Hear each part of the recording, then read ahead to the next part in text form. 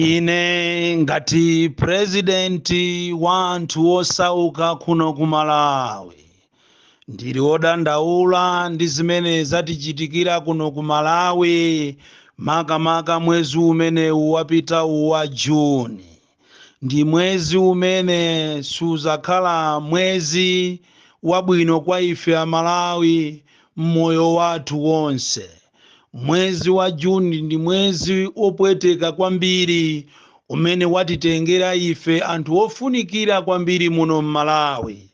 Udayamba ndi Arafu Kasambala, loya wamkulu amene adamwalira.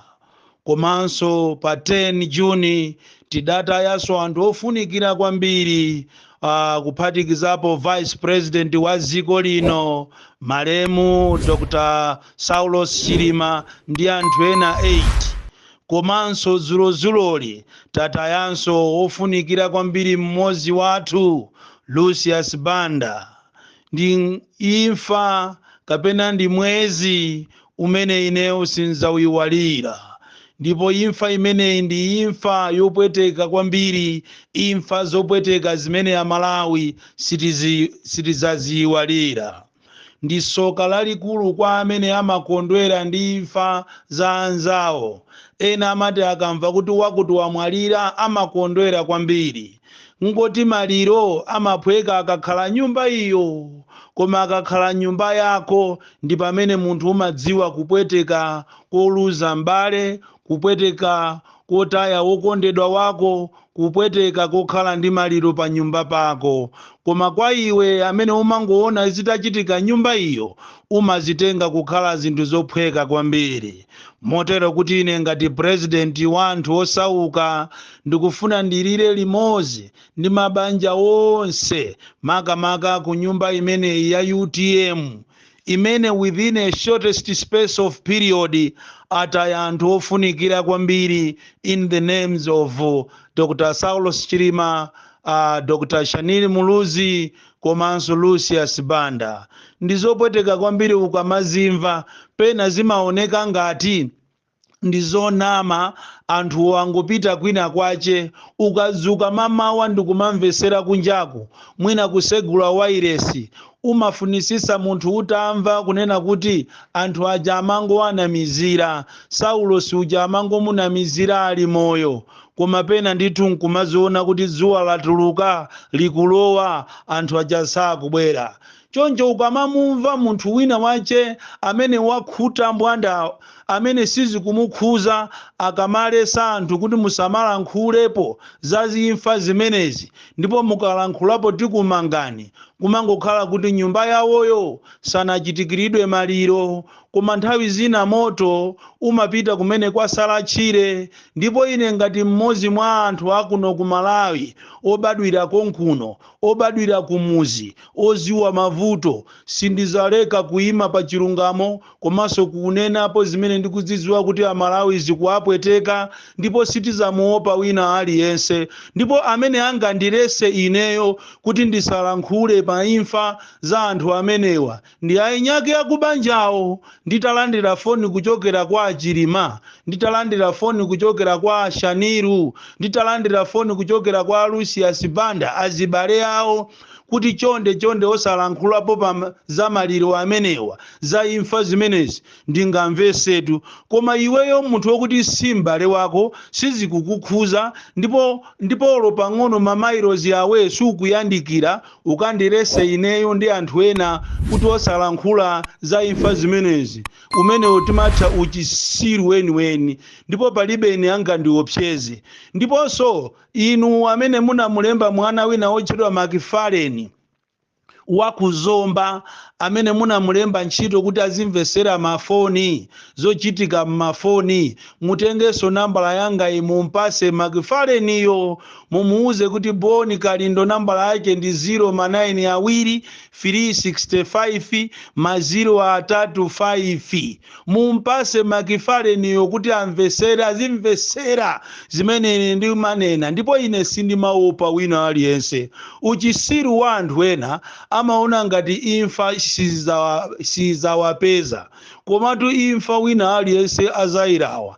Chotero kuti iwe amene ukukonzekera konzekero ako ondipha ine kapena owapha anthu ena zimakhala zodabwisa umangoonesa uchisiru kuyiwalira kuti pamenewe ukufuna kundipha ine nawenso uzafa ndipo makamaka anthu awa okupha anzawowa ndi amene amafaso imfa yozunzika kwambiri choncho kuti ati muyendere yopsezana kunena kuti inu mundipha kapena mundimanga ndiye ine ndisamalankhule munthu wake si ineyo ndipo mmene zilili muno m'Malawi ndi imfa zasiyana chani mavuto amene akukumana ndi Amalawi akukumana Amalawi ndi mavuto osiyanasiyana even olwana amene akupita ku sukulu leroli akungopitirako ku sukuluko kuti mwina angopita kuti asamangokhala pakhomo koma akudziwa kuti oloboma limene la MCP ntchito akulemba na okhaokha zomvesa chisoni mukuyitana anthu kukapanga ma interview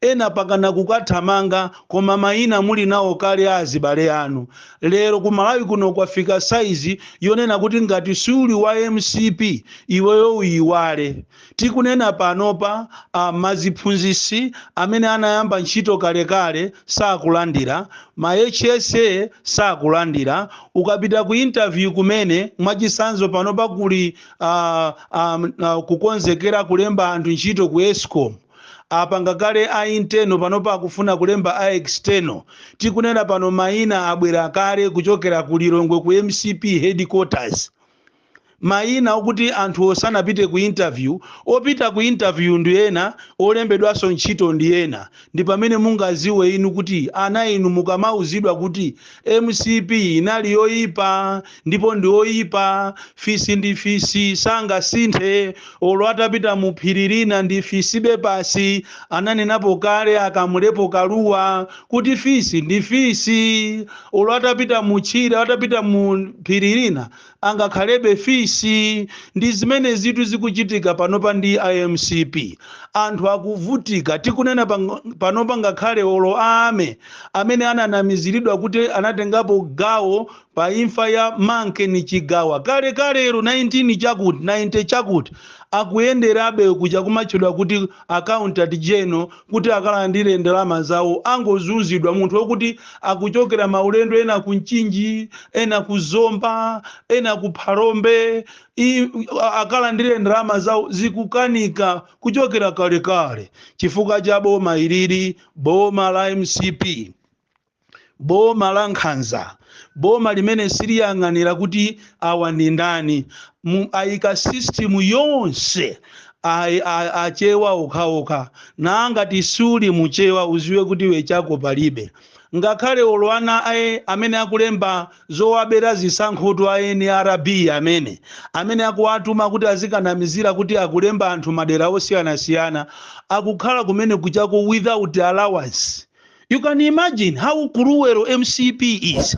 Akuwatuma anthu kuti azikanamizira maboza awo kuti akulemba anthu za eugeni za chanzika NRB koma akuwatumiza anthu opanda allowance ndipo ukayiyang'ana salaleyo akunena kuti ndi 150 pa mwezi ukayiwerengera 150 ndi zimene akuchita spendi kumeneko iwenso wekha ndikumakhala ndikumamva chisoni kuti kodi sopano nanga anthu amene waakhala bwanji nchimozimozi ngakhale olo madriver amene akugwira ntchito zosiyana-siyana maka hire companies akutumizidwa kumalo ndikumakalandira malipiro wawo 10,000 pomwepo ati agonere yomweyo adyere yomweyo atumize ku nyumba kulibenso malipiro ena mwezi ukatha ndi 10,000 eso akuwapasa pasiku koma pasiku posa maapasaso kuwakhazika masiku mwina mwezi wose kutha osapasa ndi 10,000 imene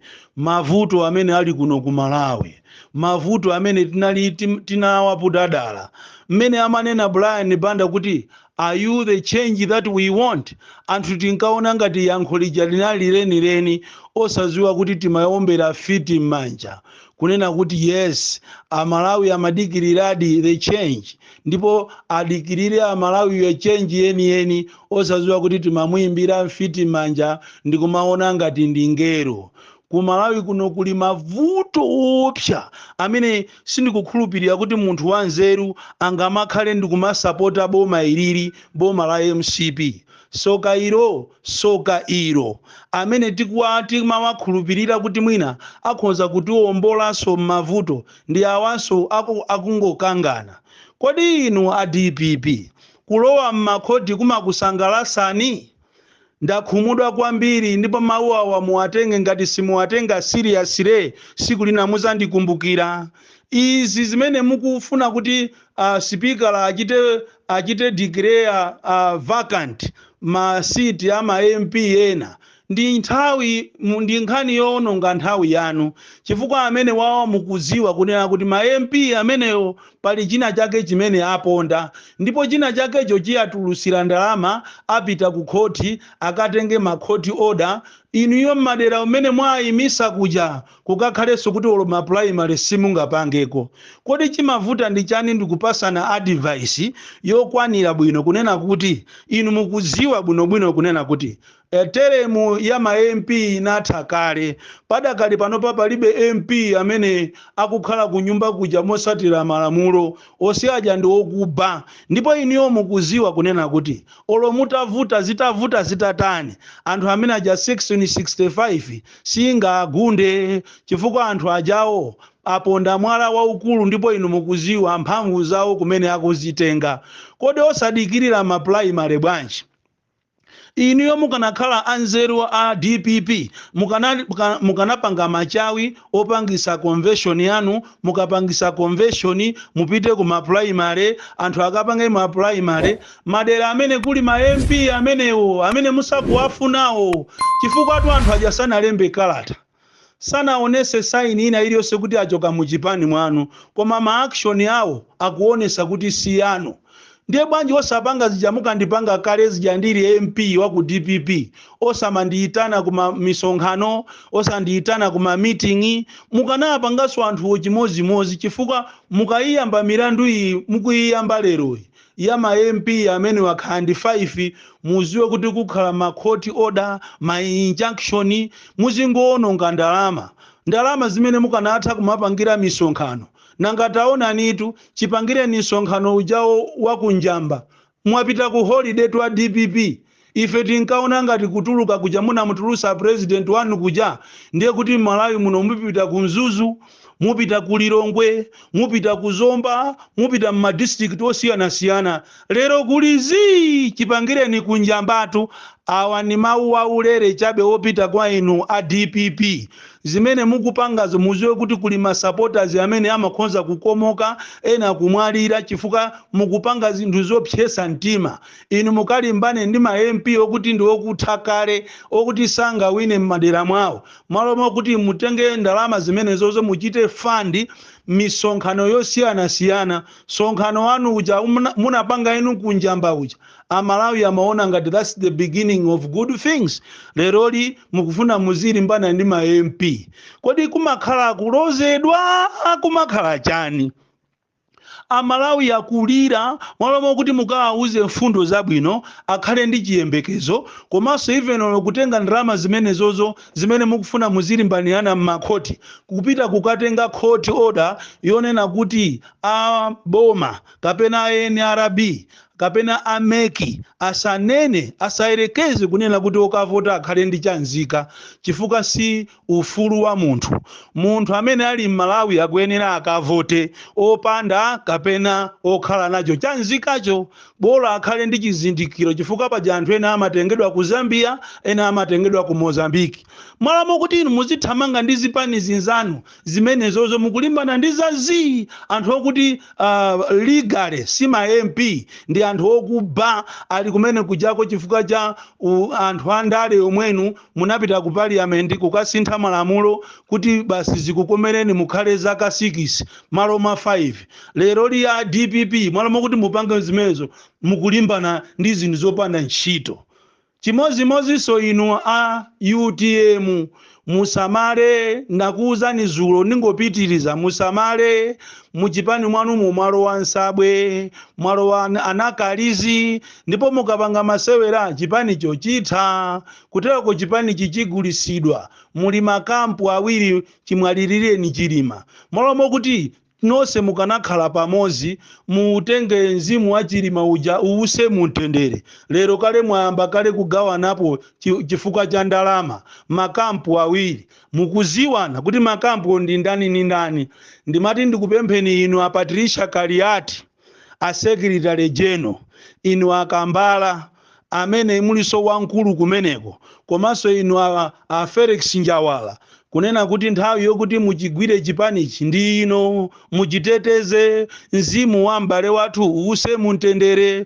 Koma mukapitiriza izi zikuchitika izi chipanichi cha chaka chamawa chikhala chitatha, chifukwa chikufuna chigulisidwe ngati kapasero, chikufuna chigulisidwe ngati kanyenya. Chipani chigulisidwa ndi anthu amene amakonda ndalama. Nangofuna ndikuwuzeni zimenezi. Born Cleaner, the DC, mwana woopsa kwambiri, from Njeza Village, TA Mabuka, Box 76, Mulanje, Malawi, Southern Africa.